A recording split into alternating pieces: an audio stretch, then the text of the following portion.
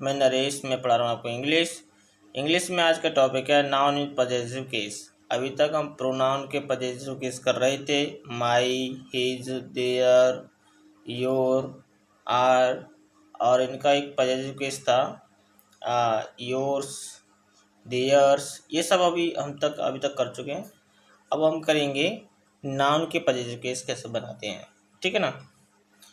तो जैसे हिंदी में इनका अर्थ होता है का, की, के, वो नाउन के पजेसिव केस होते थे। हिंदी में नाउन के बाद क्या आएगा, का, की, के शब्द आते हैं। जैसे राहुल का पेन, है ना, जैसे राहुल का पेन,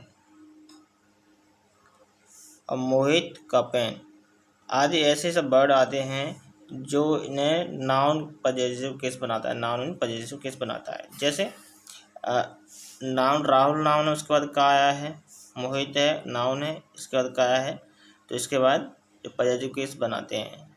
इंग्लिश में इनको हम एपॉस्ट्रोफी एस, वो हिंदी में हो गया, ये इंग्लिश में बता रहा हूँ आपको मैं। इंग्लिश में एपॉस्ट्रोफी एस लगा करके, यानी कि ये एपॉस्ट्रोफी फिर एस लगाते हैं, इससे ये बन जाता है नाउन इन पजेसिव केस, ठीक है ना, नाउन इन पजेसिव केस। या फिर हम ऑफ को लगाकर भी कर सकते हैं, ठीक है, ऑफ को लगाकर पजेसिव केस बना सकते हैं। जैसे आगे चल के बता दें, इसके कुछ नियम हैं, और नियमों को हम करते हैं और इनको सीखते हैं, ठीक है। जैसे एपॉस्ट्रोफी एस के प्रयोग करने के कुछ नियम,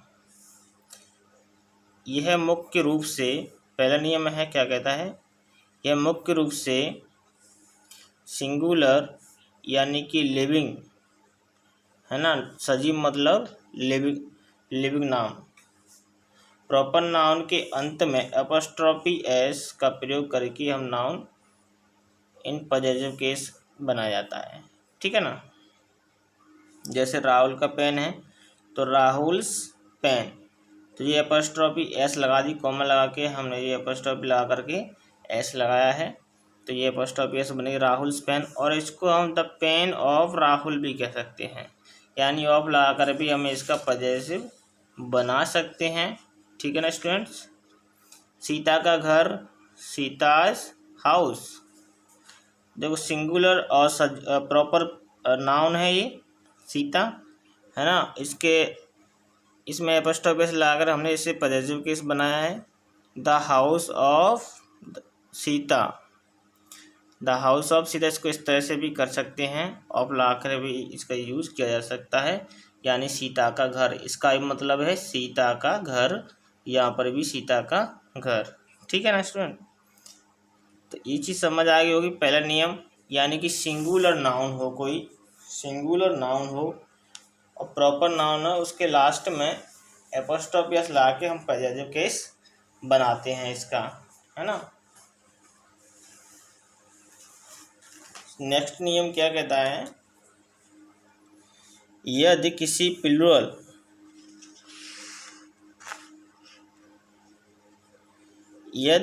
प्लूरल नाउन के अंत में एस का प्रयोग किया गया हो, तब हम केवल एपॉस्ट्रोफी चिन्ह का ही प्रयोग करते हैं, एस नहीं लगाते हैं, सिर्फ एस का ही प्रयोग करेंगे एपॉस्ट्रोफी का। जैसे लड़कों का छात्रावास, जैसे बॉयज़ हॉस्टल, तो बॉयज़ के बाद एपॉस्ट्रोफी एस यहाँ पर हमने लगाई है, सीता के एपॉस्ट्रोफी लगाई फिर एस लगाई है, लेकिन यहाँ सिर्फ एपॉस्ट्रोफी लगा रहे हैं, फिर डायरेक्ट हॉस्टल लिख दिया है। इसको इस तरह से भी लिख दिया, हॉस्टल ऑफ बॉयज़, ऐसे भी लिख सकते हैं, ऑफ लगा के तो कर ही सकते हैं, इसका नॉर्मल यूज़ है ही, कॉमन है।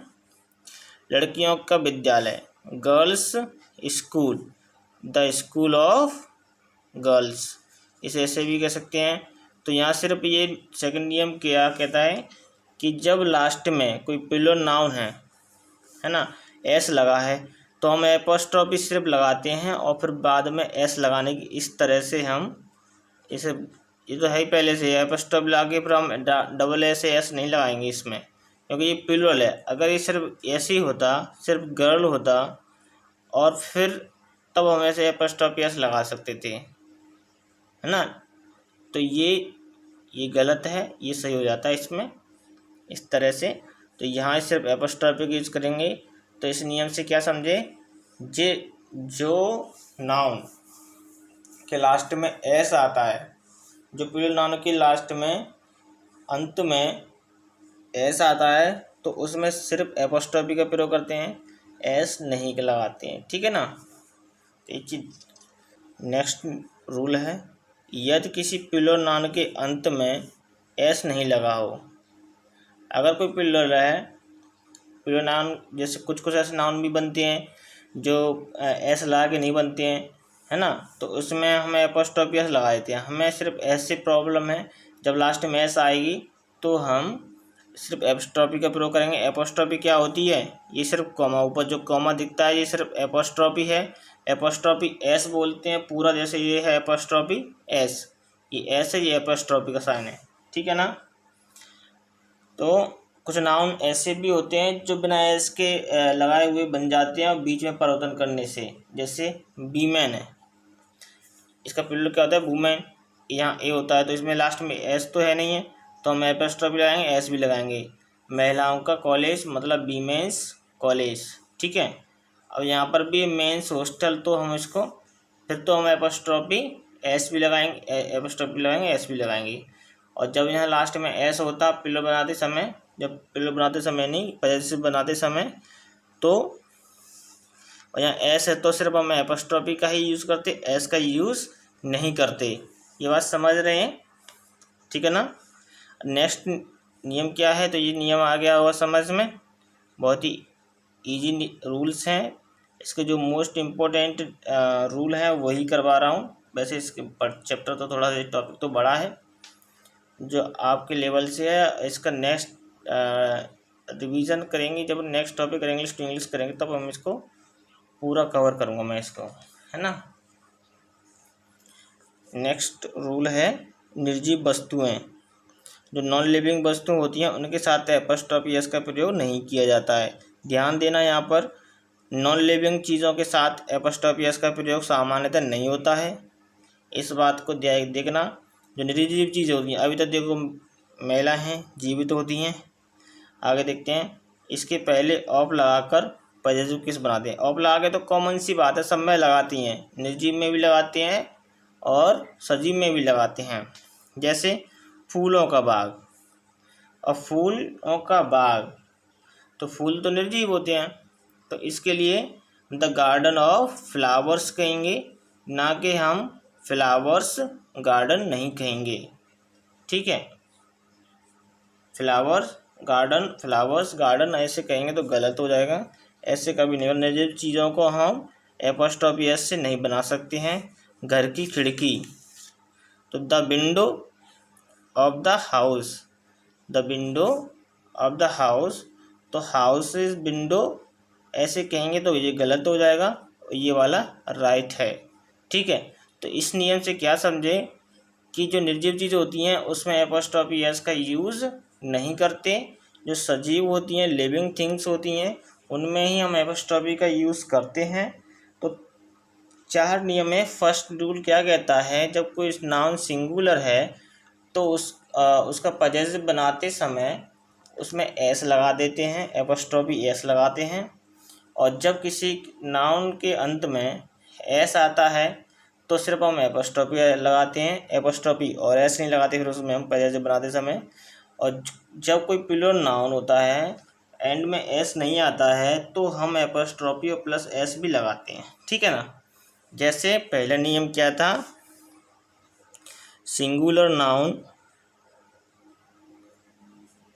पहला फर्स्ट रूल क्या कहता है, singular noun plus apostrophe and S. ठीक है। जैसे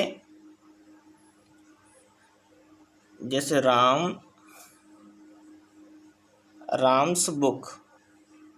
ठीक है ना, ये फर्स्ट नियम था, राम की किताब।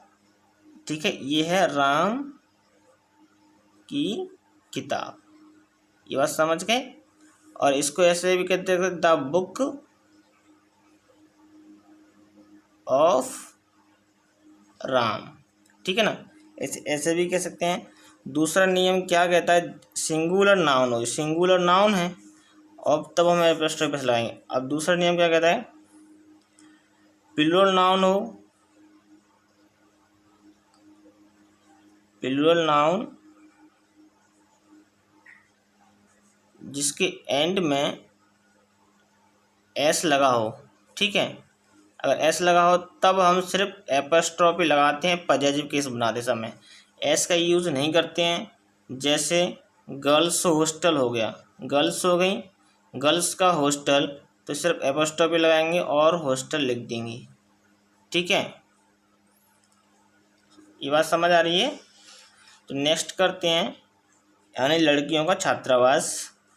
तो थर्ड रूल क्या कहता है, अगर कोई प्लूरल नाउन है, अगर प्लूरल नाउन है जिसके एंड में एस नहीं है, जिसके अंत में एस नहीं है, जैसे मेन, मेन प्लूरल है, इसके एंड में एस नहीं, तो मेंस हॉस्टल कर लेते हैं, मेंस हॉस्टल, तो पुरुषों का हॉस्टल। तो अब हम क्या लगाएंगे, एपोस्ट्रोफी भी लगाएंगे, एस भी लगाएंगे, ठीक है ना। और फोर्थ रूल क्या कहता है, इसका फोर्थ रूल क्या कहता है कि जब इसका प्रयोग एपोस्ट्रोफी एस का, एपोस्ट्रोफी हो गया, एस का प्रयोग,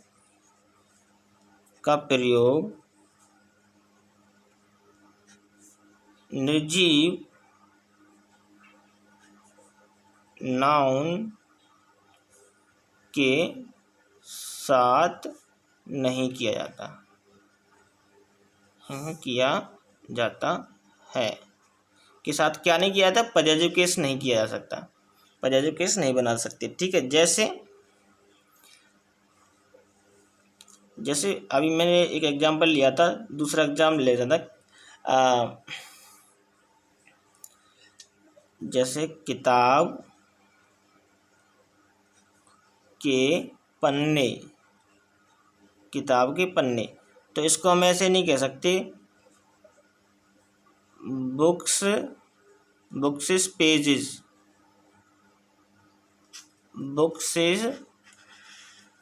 पेजेस ऐसे कहेंगे, ये गलत हो जाएगा, ठीक है। सही कहने का the pages of the book, of book या ऑफ द बुक, ठीक है। तो ये राइट है अपना, यानी क्या समझे इससे कि निर्जीव के साथ एपोस्ट्रोफी एस का यूज़ नहीं होता, वहाँ ऑफ का यूज़ होता है, ठीक है। तो ये उम्मीद करता हूँ ये समझ आ गई होगी, ठीक है। और अगर नहीं समझ आए तो फिर से देखो इस वीडियो को।